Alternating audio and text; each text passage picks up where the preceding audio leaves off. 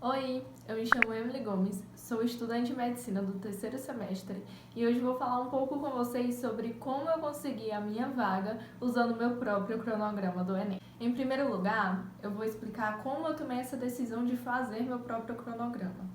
Eu fiz um período de cursinho presencial e logo em seguida, por N motivos que eu vou explicar no vídeo da minha trajetória, eu decidi estudar sozinha por plataformas online. Então essas plataformas me disponibilizavam o cronograma, antes eu seguia o do cursinho, depois eu passei a seguir o do site, mas eu comecei a pensar, poxa, só eu tenho consciência dos meus pontos fortes e fracos, então só eu posso realmente dizer a necessidade que eu tenho de estudar um certo assunto, só eu tenho capacidade de compreender quais matérias ao longo do dia eu consigo estudar melhor. Muitas vezes a plataforma presencial mandava assim, né?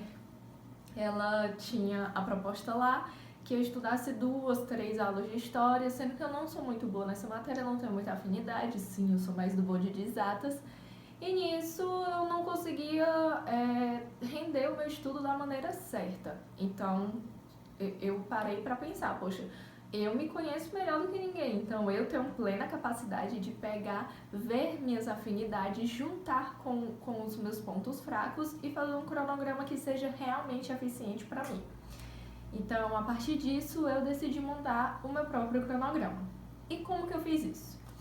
Existe um documento da matriz referencial do Enem, que o próprio MEC disponibiliza, e inclusive eu não posso deixar de fazer meu merchan, eu tenho todos os conteúdos que o Enem cobra da matriz referencial no meu Drive, e eu vou deixar o link disponível aqui embaixo. Então dá aquela curtida só para ajudar, mas o link vai estar aqui embaixo, você pode acessar e eu vou te explicar como eu utilizei a matriz de referência para fazer meu próprio cronograma.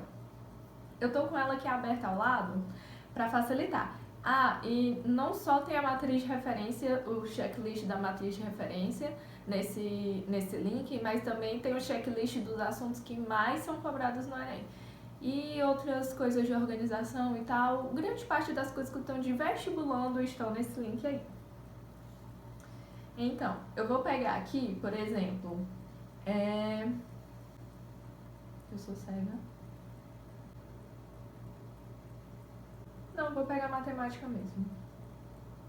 Matemática. Eu vou usar, por exemplo, a matemática. Tem aqui.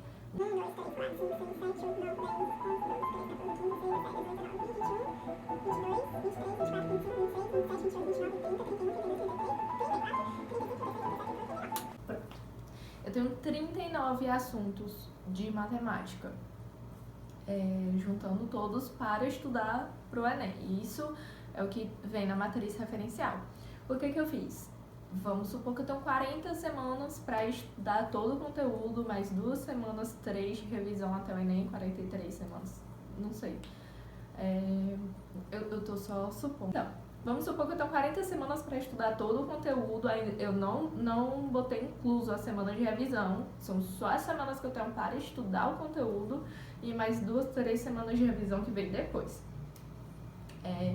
E aqui eu tenho 38 conteúdos, vou arredondar para os 40. O que eu fazia? Eu dividia um conteúdo desse por semana, mas não era simplesmente, eu vou estudar desigualdades em uma semana. Também não é desse jeito. Por exemplo, tem aqui desigualdades, divisibilidade e operações numéricos em conjuntos numéricos. Então, esses 3, eu sei que são assuntos bem mais básicos. Eu sabia que dava para juntar eles e estudar em uma só semana. Mas, por exemplo, áreas e volumes. Eu sei que é um assunto mais extenso e que cai sempre no Enem. Então, aquelas 2 semaninhas que eu peguei e condensei matérias que eu tinha mais facilidade, eu utilizava essas semanas para estudar matérias que são mais densas e que caem mais no Enem, que eu tinha um pouco mais de dificuldade ou então de intenção de aprender por completo, sabe? Então era isso, eu condensava alguns conteúdos e usava mais semanas para outros conteúdos. Na primeira semana eu estudava operações, desigualdades e divisibilidade, e utilizava 2, 3 semanas, já que eu tinha condensado esses 3 conteúdos, para estudar áreas e volumes. Outra coisa que eu também fazia e vou explicar usando a biologia. Então, muitas vezes eu tentei estudar tipo toda a botânica junta, toda genética junta. Isso pra mim não rolava. E assim como era no cursinho, eu dividi as partes e tá muito bem dividido aqui no checklist da matriz de referência. Aí tem moléculas, células e tecidos, aí tem a parte de hereditariedade, também tem a parte de qualidade de vida, que no caso entra mais a ecologia.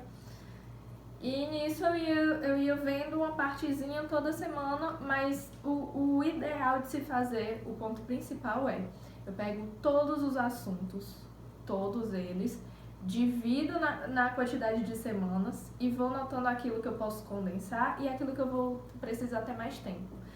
No final, eu colocava cerca de 2 a 3 aulas por dia. Eu estudava matemática todos os dias e juntava com alguma outra matéria que eu não tinha tanta afinidade. Por exemplo, todo dia eu estudava matemática, biologia, história. Matemática, química e sociologia. Matemática, física e filosofia. Eu sempre estudava matemática, alguma coisa de humanas e alguma coisa de natureza. E todos os dias eu fazia questões. Todos os dias. Eu tinha também um cronogramazinho de quantidade de questões semanais que eu gostaria de fazer. Inclusive, eu já falei no meu vídeo de como eu passei sozinha. E naquela época eu me utilizava de 300 questões semanais. Hoje eu já instruo as pessoas que falam comigo, baseado nos meus erros, eu já falo para elas que eu faria de uma forma diferente hoje em dia, se eu ainda estivesse tentando passar no Enem. Eu colocaria 20 questões diárias, 10 questões de matemática, 10 questões de natureza, de domingo a domingo. Caso a pessoa não queira fazer sábado e domingo, eu colocaria pro meio da semana, mas sempre, religiosamente, eu faria essas 10 questões de matemática, 10 questões de natureza. Porque, de fato, você acertar, por exemplo, 20 questões de matemática e 20 questões de humanas, sua nota em matemática sempre será maior. Sempre. Sempre. Então, vale a pena dar uma atenção maior para a matemática, vale a pena dar uma atenção maior para a natureza, mas o principal é estudar sempre essas áreas, esses conteúdos todos os dias. Principalmente a matemática. O que me salvou, eu sempre falo isso, o discurso é o mesmo, o que me salvou, o que fez com que eu fosse aprovada no Enem foi a nota de matemática e de redação. Então vale a pena dar uma olhada e é isso. Basicamente é pegar o conteúdo completo, ver a quantidade de matérias que tem para estudar, ver a quantidade de semanas que eu quero concluir o meu cronograma, dividir pela quantidade de semanas, avaliar o seu próprio entendimento, os seus pontos positivos, os seus pontos fortes, os seus pontos fracos e dividir, condensando ou botando mais tempo para estudar cada matéria. E no final você vai ter um cronograma completo, desde o início do seu estudo, a data que você vai começar até a data de terminar e garantindo que você veja toda a matriz de referência. Foi justamente isso que eu fiz. E eu espero que isso ajude você, que você tenha autonomia nos seus estudos, de decidir aquilo que realmente você precisa estudar e decidir aquilo que você precisa só dar uma revisada porque você já domina essa área. E que você não perca tempo, que você foque realmente naquilo que você precisa para você conseguir passar. E é isso, eu espero que você tenha gostado. Qualquer coisa, o link da matriz de referência, o checklist todinho tá aqui embaixo. Deixa seu like e um beijão, até a próxima!